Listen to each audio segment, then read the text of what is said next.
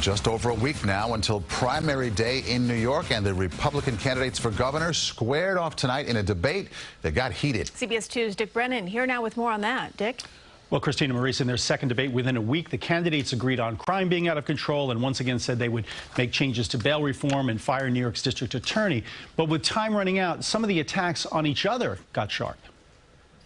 You're on the wrong debate. Thank you. Say that because we're no one wants to. on No, because you're on the Democratic stage. You should be debating Kathy Hochul and John Williams in November. There were plenty of fireworks. Congressman Lee Zeldin and businessman Harry Wilson repeatedly went after each other. You don't even understand that, Mr. Zeldin, because you don't understand a first thing. Oh yeah, Mr. Elitist, you went to Harvard. You know more than everybody. I get that. But you're still fraud. You are a failed politician who was a Cuomo clone for 4 years. 7 wins in a row, and it'll be 8 next Tuesday, and it'll be 9 this November. The four candidates may be fighting in a blue state, but Donald Trump still looms over the race.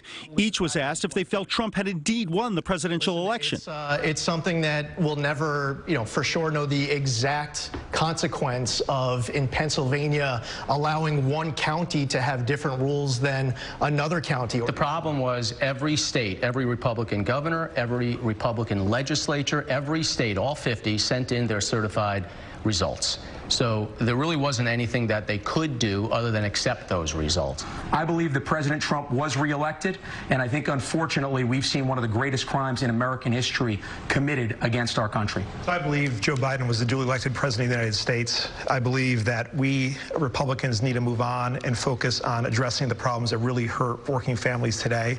On the economy, the candidates offered their solutions to cut inflation.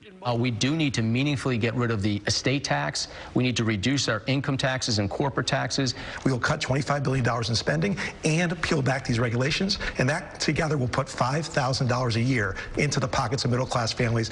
A question about teaching surrounding Juneteenth and slavery prompted the candidates to comment on the state of education. I see a system in New York and in America that's under attack.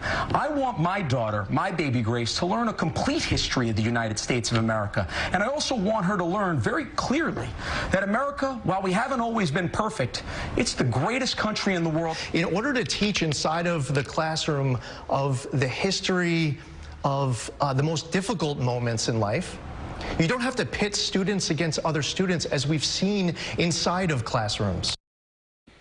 Now, the candidates also largely agreed on opposition to mask mandates. When asked if they had a favorite New York Republican from the past, 3 candidates mentioned George Pataki.